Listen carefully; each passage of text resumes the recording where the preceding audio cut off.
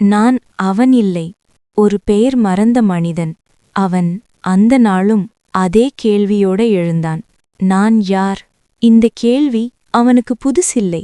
ஆனா ஒவ்வொரு நாளும் அது ஒரு புது வழியோட திரும்பி வந்தது. அவன் பேரு அருண் அப்படின்னு அவன் சொல்வான். ஆனா அது உண்மையா இல்லையா அவனுக்கே தெரியாது. அந்த வீட்டுல ஒரு கண்ணாடி இருந்தது. அந்த கண்ணாடி அவனை தினமும் பார்த்தது.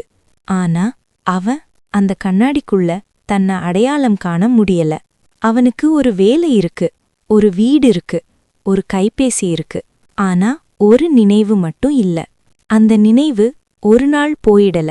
மெல்ல அவனுக்குள்ளிருந்து அழிந்துட்டே போனது. நீங்க எப்பவுமே அப்படிதான் இருப்பீங்களா என்று ஒரு நாள் அவன் மேலாளர் கேட்டார். அப்படியென்றால் யாரோ நடிச்ச மாதிரி. அந்த வார்த்தை அருண் உள்ளே நுழைந்தது. நடிக்கிறேனா? அவன் யோசித்தான். அல்லது நான் தான் ஒரு நடிப்பாளா? அந்த இரவு அவன் பழைய பெட்டியை திறந்தான். அது அவன் வீட்டுல முன்னாடியே இருந்த பெட்டி. அவன் வாங்கியதில்லை. பெட்டிக்குள்ள ஒரு பழைய டைரி. கவர் கிழிந்திருந்தது. அதுல முதல் வரி, நீ இதை படிக்கிறேனா? நீ நீயா இல்ல. அருண் அந்த வரியை 3 முறை படித்தான். அடுத்த பக்கம், நீ உன்னை மறந்துட்ட. அது தவறல்ல, அது உன்னோட பாதுகாப்பு. அருணின் கை நடுங்க ஆரம்பிச்சது. டைரியில ஒரு பெயர் மீண்டும் மீண்டும் வந்தது. கதிர். அவன் அந்த பெயரை சொல்லிப் பார்த்தான். கதிர். அந்த பெயர் அவன் உள்ளே ஒரு வலி உண்டாக்கியது. டைரியில ஒரு தேதி, 3 வருடங்களுக்கு முன். அந்த நாளுக்கு பிறகு நீ நீயா இருக்க மாட்ட. அதுதான் நீ உயிரோட இருக்கிறதுக்கான விலை. அருண் டைரியை மூடினான். அவன் ஜன்னலுக்கு வெளியே பார்த்தான். அங்கே அதே இரவு, அதே சாலை. ஆனா அவன் மனசு முதன்முறையா ஒரு விஷயத்தை புரிஞ்சது. அவன் தன்னை இழக்கல, அவன் தன்னை மறைத்திருக்கான். அந்த நிமிஷம் அவன் கைபேசி ஒலித்தது. Unknown number. அவன் எடுத்தான். மறுபுறம் ஒரு குரல், மிக மெதுவாக, நீ இன்னும் அவனா இருக்கிறியா? அருண் மூச்சை நிறுத்தினான். அருண் போன அப்படியே கையில் வைத்துக்கொண்டே நின்றான்.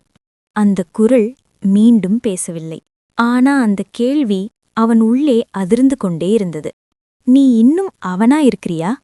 யார் பேசுறது என்று அவன் கேட்டான். பதிலில்லை.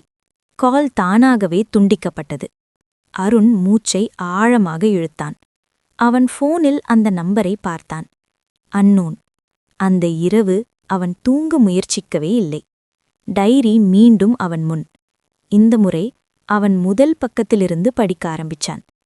நீ இதை முழுசா படிக்கிறன்னா அதுக்குள்ள ஒரு காரணம் இருக்கு.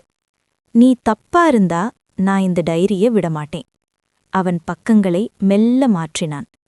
கதிர் என்னோட நண்பனில்லை. அவன் என்னோட இன்னொரு முகம். அந்த வரி அருணின் மூளையை நிறுத்தியது.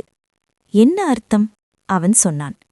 டைரியில அடுத்த வரி, நான் ஒரு நாள் தவறு செய்தேன். அந்த தவறு ஒரு விபத்தில்லை, அது ஒரு முடிவு. அருண் படித்தபடியே உள்ளுக்குள்ள ஒரு அழுத்தமுணர்ந்தான். அந்த முடிவு ஒரு மனிதனை உடைச்சது.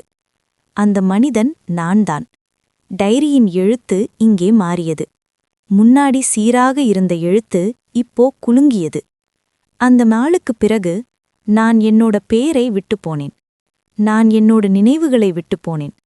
அதுக்குப் பிறகு நான் உயிரோடு இருக்க ஆரம்பிச்சேன். அருண் டைரியை மூடிவிட்டான். அவன் ஜன்னலுக்கு வெளியே பார்த்தான். சாலையோரம் ஒரு ஆள் நின்றிருந்தான். அவன் அருணை பார்த்துக் கொண்டே நின்றான். அருண் கண்ணை தேய்த்தான். அவன் இல்லை.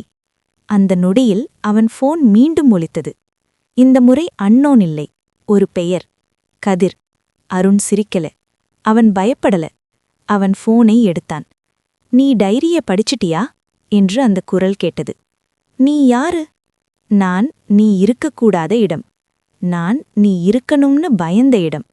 அருண் அமைதியாக கேட்டான். நான் என்ன பண்ணே? அந்த குரல் ஒரு நிமிடம் மௌனமாயிற்று. நீ ஒருத்தனை உடைச்சிட்ட. அவன் திரும்ப முழுமையா மாறல. அதனால்தான் நீ உன்னை மறந்துட்ட. அந்த வார்த்தைகள் அருணின் மனசில் படம் போல ஒட்டிக்கொண்டது. நீ இன்னும் தயாரில்லை. ஆனா நாளைக்கு நீ தெரிஞ்சுக்கணும். என்ன? நீ யாருன்னு? அந்த கால் மீண்டும் துண்டிக்கப்பட்டது. அருண் மீண்டும் டைரியை திறந்தான். கடைசி பக்கத்தில் ஒரே ஒரு வரி. நாளைக்கு நீ என்னை சந்திக்க வருவாய். அருண் அந்த காலை வழக்கத்தை விட முன்னாடியே எழுந்தான். தூங்கல. அவன் கண்ண மூடினாலும் ஒரே முகம், கதிர். அவன் டைரிய மீண்டும் திறந்தான். இந்த முறை படிக்க வேண்டியதில்ல. அவன் ஏற்கனவே எல்லாத்தையும் உணர ஆரம்பிச்சிருந்தான். அந்த முகவரி டைரியின் கடைசி பக்கத்தில் இருந்தது. ஒரு பழைய கட்டிடம், ஒரு காலி தெரு. அவன் அங்க போனபோது மழை தொடங்கியிருந்தது. அதீத மழை இல்லை, நினைவுகளை கழுவ போதுமான மழை. அந்த கட்டிடத்துக்குள்ள நுழைந்ததும் ஒரே ஒரு அறை. அந்த அறையில் ஒரு மனிதன். அவன் அருணை பார்த்து சிரித்தான். நீ வருவேன்னு தெரியும். நீதான் கதிரா? நான் தான் நீ. அந்த பதில் அருணை உலுக்கியது. நான் உன்னை உள்ளே வைத்துட்டேன். ஏன்? ஏன்னா நீ சொல்ல முடியாத உண்மையை நான் சுமந்தேன். கதிர் மேசையில் ஒரு கோப்பு வைத்தான். அந்த நாள் ஒரு விபத்தில்லை. நீ ஒரு கையெழுத்து போட்டாய். அந்த கையெழுத்து ஒரு குடும்பத்தை உடைச்சது.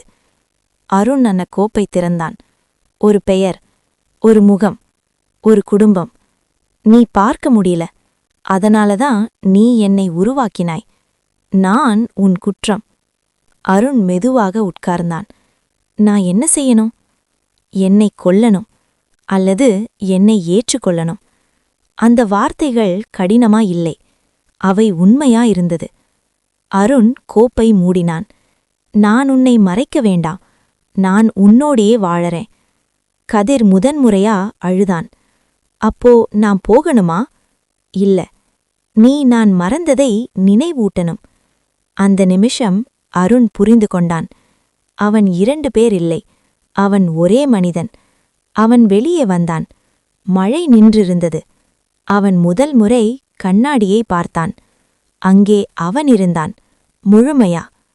சில பேர் தங்களை மறந்துட்டு வாழறாங்க. சில பேர் தங்களை பிரிச்சிட்டு உயிரோட இருக்கிறாங்க. ஆனா முழுமை, உண்மை ஏற்றுக்கொள்ளும் நாளில்தான் திரும்பி வருது. இந்த கதை ஒரு மனிதனை பற்றி இல்லை, தன்னைத்தானே எதிர்கொள்ள தயங்கிய ஒரு மனசை பற்றியது. இப்படி மெல்ல உள்ளே நுழையும் மனித கதைகள், அமைதியான முடிவுகள், உண்மை சொல்லும் நொடிகள் உங்களுக்கு பிடிச்சிருந்தா தமிழன் IQ ஸ்டோரீஸை சப்ஸ்கிரைப் பண்ணுங்க. அடுத்த கதையில நீங்க உங்களை சந்திக்கலாம். நன்றி.